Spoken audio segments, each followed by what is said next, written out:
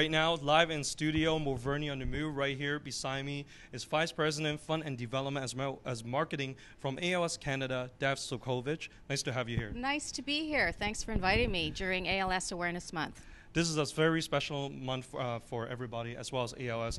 And to be honest with you, when one of my ex-coworker diagnosed with ALS, and to be honest with you, I didn't really know a lot about ALS. And I have another friend whose father passed away. Yeah. And so I'm pretty sure a lot of people surrounding us in the society are probably know people who are diagnosed with ALS. So can you tell us more about what is ALS and also known as Lou Gehrig's disease? Right. Well, you're not alone. In fact, we just did an Ipsos Reid nationwide survey. 4 out of 10 Canadians don't know what ALS is. So this is great timing that we're here today to help explain a little more about it.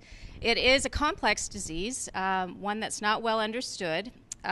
Basically, just to put it in basic terms, it's the paralysis of the cells that connect the brain to your muscles, which means that over time, in fact, the average lifespan of a person diagnosed with ALS is 3 to 5 years. So over that period of time, progressively, a person loses their ability to move, to speak, to swallow. But what remains intact is the brain function, and many of them describe it as being trapped in their own bodies because they can't move, but they can think exactly as they always have. So it's very complex, devastating, of course. 1 to 3 people a day die of ALS. Wow. 3,000 people in Canada are suffering from ALS. So we have a lot of work to do in terms of increasing awareness and raising funds to support people with ALS. Now, Dev, is there any solution to this? Is there any way to cure this right now? Right now, there isn't a cure, but what we have is a lot of hope. So our researchers, we fund research nationwide. Thanks to our fundraising events. We're a 100% donor-funded organization. So we fundraise across Canada. The Walk for ALS is our primary fundraiser for research. 40% of the funds raised go to research. This year, our goal is $4 million, for example, and 40% of that will be directed to ALS research. So we fund peer-reviewed research coast to coast at universities across Canada. Right now, researchers describe it as an iceberg. A lot of the ice is just reaching the surface, and they're about to find something imminently. And where they're focusing energy right now is on a new area called translational research. So they're looking at, they found several pieces of the puzzle in terms of the genes. Okay. Now they're looking at targeted therapies. So the best we can do in a short period of time is to find a therapy so that people can live longer.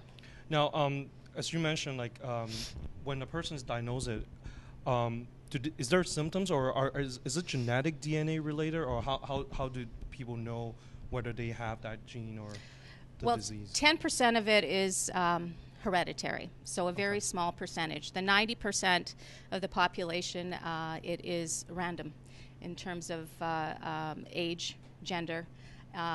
So the good news is, in terms of hereditary, it is a small percentage. And the symptoms, early stages of it will be numbness, tingling in foot or finger, that just something seems off and it's not going away.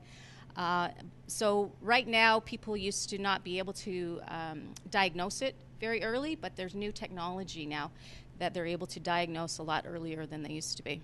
Now, when they diagnosed it with it, is that a gradual symptoms, or it could be immediately they kind of start losing the muscle nerves? It varies by person. As I said, average is 3 to 5 years, but some people, unfortunately, it's 6 months, and that would be characterized as a very rapid progression. On the other side, there's people that have had it for 15 years, but on average it's 3 to 5, and it is very rapid, and it does not tend to plateau and then reach another level. It's very progressive. Okay. Now, I know one of the events that already passed was Bombardier Jet Pool, which a lot of my friends went, and it really attracts me because it was like for a good cause, and I think it's a very unique charity event. 10 people pulling the plane, and I never thought that they actually have the willpower to actually get it done, and that was a special event. And I also donated to a friend who is doing a walk on June 22nd. Right. Can you also tell the audience the type of upcoming events that you're going to have? Sure. Well, the Bombardier Plane Pool really kicked off, I think, our annual activities, and we're really grateful that Bombardier has supported us year over year.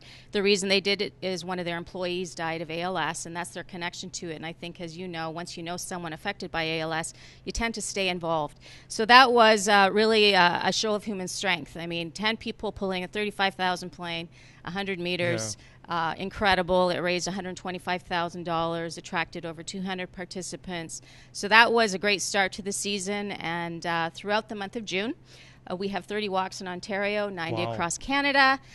So we've done about 20 of our walks so far. We have 8 more to go. We have 4 this coming weekend and 4 next weekend. Okay. And next weekend in Sudbury, Randy Carlisle will be joining us. Yes, Randy Carlisle. Leafs coach. Yes, Leafs coach. Go Leafs, go. He unfortunately has a family member diagnosed with ALS last year, and so he's really stepped up, joined the team, and wants to work with us to raise awareness and raise money. Now, a lot of charity events usually have one big one, but you have different a number of walks in different cities. Why do you think the organization of that event will work to your favor of your events? Well, like the disease, you know, ALS is unique, and so are the people that are connected to it. And the idea of the walk was born in London, actually, Ontario, where our founder was from. Okay. And he was at Western University. Unfortunately, he passed away last year of ALS. And so it was born there, and really the movement starts where there's a client base, a patient base, and then the families get together and really are the community champions for it.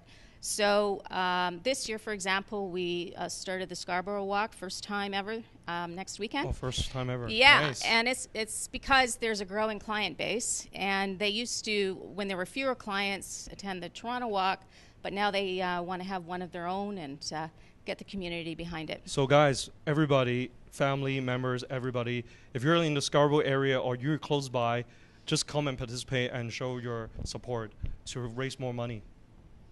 Absolutely. Next weekend, the Nice. 21st.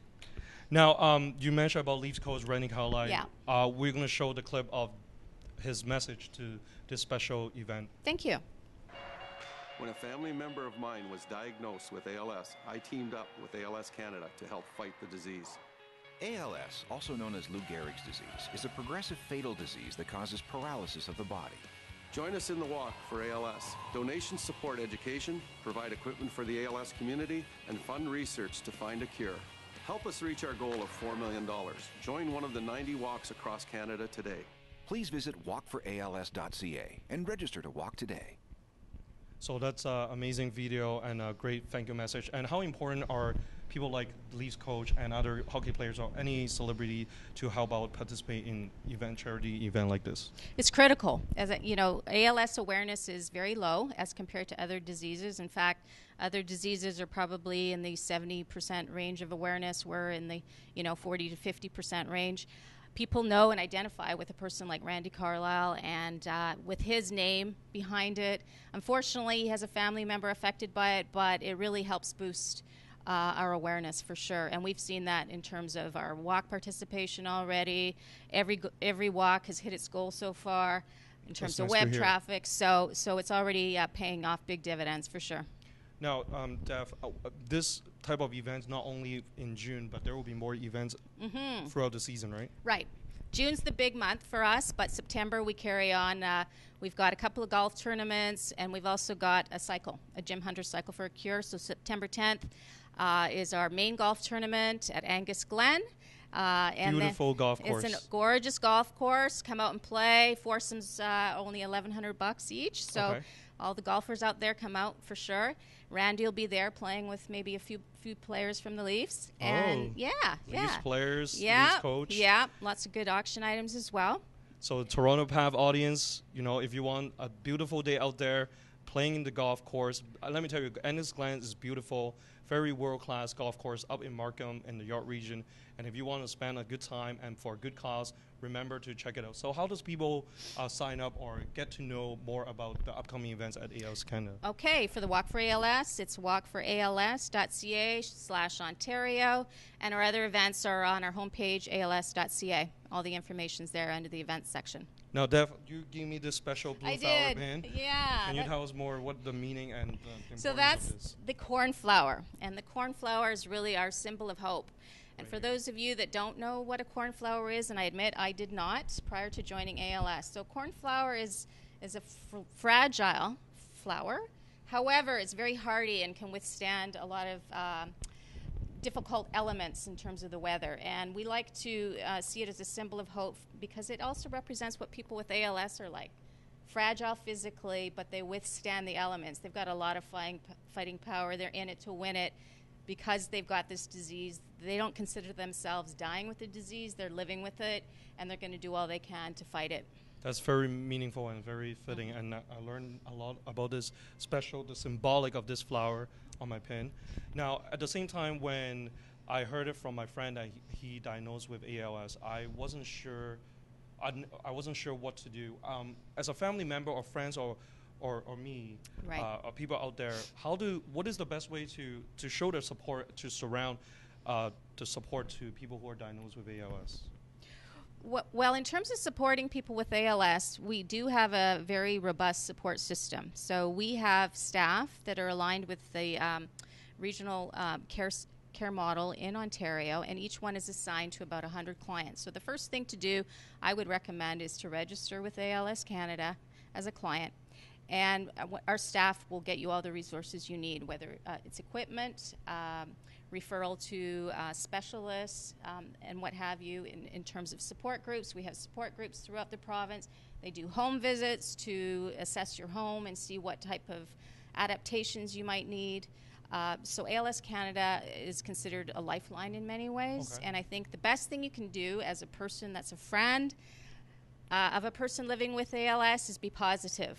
And keep their spirits up and let them know that you're a supporter of theirs, and go to one of the events, fundraise for the cause. It goes to client care and it goes to research. So by going to your site, they would know the different city that has the walk. They will, yeah. All the walks are listed. So you know what? Make sure you check out ALS Canada website and show your support financially or show your physically, go and do the walk, and just be alert and show your love and the support to the people that are around you who are diagnosed with ALS, and research and get to know more about ALS. Then that would be great.